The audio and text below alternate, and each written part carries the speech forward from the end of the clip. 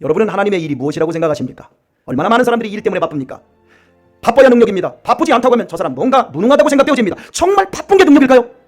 집에 들어와서 가족들끼리 밥 한 끼 제대로 못 먹고 밖에 나가서 뷔페 다니고 저쪽 다니고 실컷 다니면서 일주일에 한 번 밥 먹는 것도 어려운 것이 그게 바쁜 게 그게 능력이고 그게 본질인가요? 그게 우리가 세상을 살아가면서 그걸 추구하는 것이 정말 행복인가요? 일이라고 하는 것은 내 목숨을 돈으로 바꾸는 작업입니다.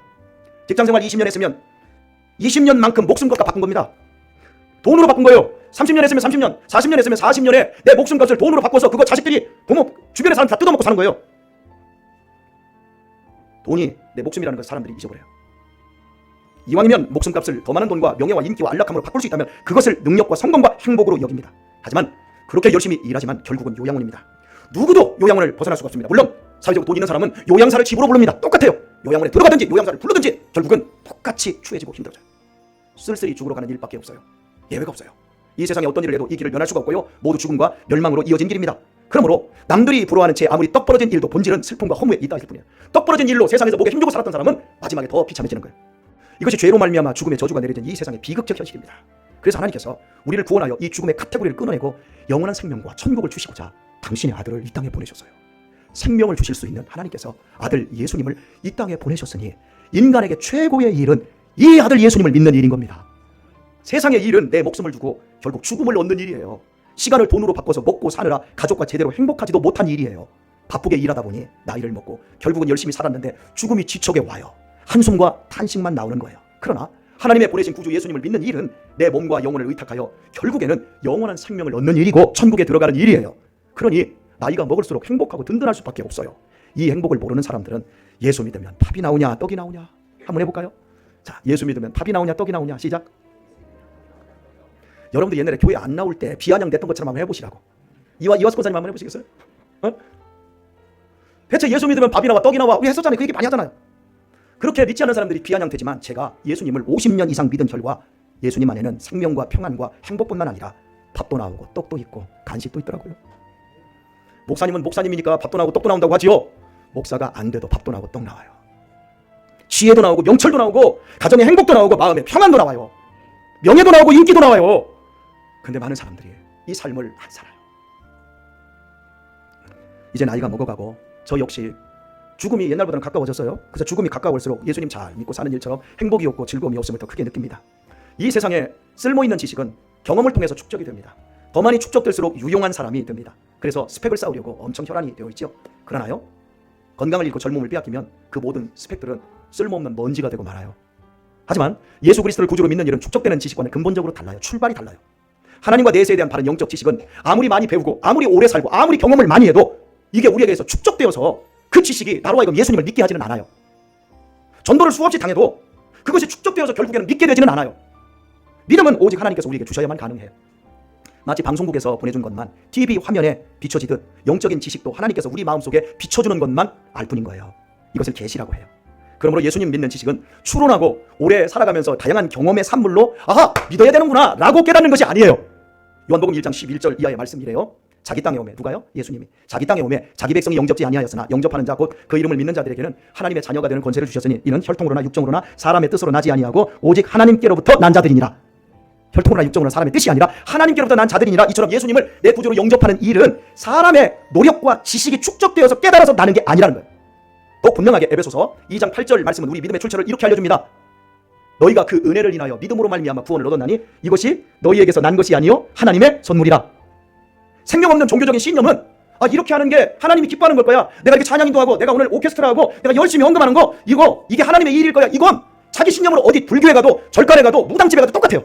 이건 경험으로 축적되어서 알아져요. 그런데 이걸 넘어서 예수님 믿는 게 진짜 생명이구나. 예수님 내 구주가 되어주세요. 예수님께 내 인생을 맡기고 의탁하는 건 이건 경험이 축적돼서 되는 게 아니라 하나님이 우리 마음속에 비춰주셔야 되는 거예요. 생명 없는 종교적인 자기 신념은 자기가 만들어낼 수 있지만 예수님을 구주로 믿음은 하나님이 주신 선물로만 받는 거예요. 그러므로 하나님께서 마음속에 계시로 보여주신 사람만 예수님을 믿는 참된 믿음을 가져요. 그렇다면 제가 물을게요. 지금 여러분은 여기에 왜 있습니까? 믿음은 인생 경험과 지식이 축적되어서 생기지 않는데 여기 왜 있습니까? 여자친구가 여기 있으니까 따라왔지요. 가정의 화목을 위해서 내가 여기 지금 왔지요. 나 안 나가면 용돈 안 준다고 하니까 왔지요. 여러분 그것 때문에 왔나요? 혹시 그것 때문에 오신 분들도 잘 들으세요. 그것 때문에 정말 올 수 있을지요. 믿음이 크든 적든 하나님께서 내 마음속에 예수님이 구주이심을 천국이 있음을 보여주셨기에 우리가 근본적으로 여기 있는 겁니다. 그러니 저는 여러분에게 이렇게 권면하고 싶어요. 예수님이 좀 믿어지시고 천국이 조금 확신되시는 분들은 하나님의 보내신 예수님을 확실하게 믿으시길 축복합니다. 그리고 여기 여자친구 때문이든지 부인 때문이든지 엄마 때문이든지 어떻게 끌려왔든 간에 여러분이 하나님이 나한테 조금이라도 비춰주셨기 때문에 내가 여기 왔구나. 하나님, 나로 하여금 확실하게 이것이 하나님의 은혜라는 증거를 나한테도 주세요. 긍휼히 여겨주세요. 여러분, 이렇게 구하실 수 있기를 축복합니다. 예수님과 상관없는 종교적인 일을 하나님의 일로 착각하지 마시고 먼저 예수님을 믿음으로 종교적인 일을 하셔야 합니다. 예수님을 믿는 것이 모든 종교생활의 중심에 있게 하십시오. 그것이 하나님의 생명 있는 일입니다. 오늘의 말씀을 뵙겠습니다. 이 세상 밥벌이 해주는 모든 일은 반드시 끝장이 납니다. 집안일도 밥하는 일도 관두는 날이 옵니다. 참으로 힘드시죠? 나는 언제 빨래 안 하고 언제나 주방일 안 할까? 예, 이제 얼마 안 남았어요. 좀 지나면 아이고 내 손으로 밥을 먹을 때가 좋았지, 그럴 날이 와요. 그리고 모든 관두는 날 이후에 죽음의 그늘 속에서 줄기장창 놀아야 됩니다. 놀기 싫어도 놀아야 됩니다. 그것이 노는데 비참함은 수년 혹은 수십 년씩 몸도 못 가누면서 남의 손에 의해 먹고 싸는 일이 계속 된다는 겁니다.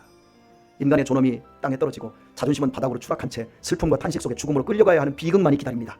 그러나 이런 일과는 근본적으로 달리 숨이 끊어지기까지 할 수 있는 유일한 일이 있습니다. 그 일은 기쁠 때도 할 수 있고 슬플 때도 할 수 있습니다. 요양원에서 우두커니 앉아서도 할 수 있고 병원 중환자실에서 산소호흡기, 인공호흡기 끼고도 침상에서도 할 수 있는 유일한 일이 있습니다. 그 일은 하나님께서 내게 보내주신 예수님을 믿는 일입니다. 예수님 믿는 하나님의 일은 숨이 붙어있고 의식이 있는 한 할 수 있습니다. 도리어 내가 더 늙고 쇠약하고 실패하고 병약해질수록 예수님 잘 믿는 것은 더욱 행복을 가져다주는 일로 나에게 소중한 일이 되어집니다. 죽음의 끝자락에서 거친 호흡을 들이실 때 그때 더 기쁨에 겨워질 수 있는 일이 예수님을 믿는 일입니다. 제가 15년째 노인센터에서 설교하면서 제가 확인을 하고 있고 임종을 앞둔 사람들의 끝자락에서 예수 믿음이 얼마나 행복한지를 제가 수없이 확인했고 앞으로도 확인하게 될 것입니다. 예수님을 믿는 일이 절망과 고통이 심해지고 죽음의 문이 열릴수록 더 든든하고 더 기쁠 수 있음은 무시무시한 죽음 너머에서 내가 평생 믿고 의지한 예수님께서 천국문 앞에서 기다리고 계심이 믿음으로 보여지기 때문입니다. 그러므로 주 안에서 사랑하는 우리 교회 여러분, 지금부터 예수님 잘 믿는 하나님의 일을 최고로 열심히 하십시오. 돈 벌고 세상 쾌락 즐기는 그런 일보다 예수님 잘 믿는 일을 최고의 자리에 두시길 바랍니다. 그래서 하나님의 일에 전문가가 되시고 도사가 되십시오. 예수님 믿는 위대한 미션의 성공자가 되십시오.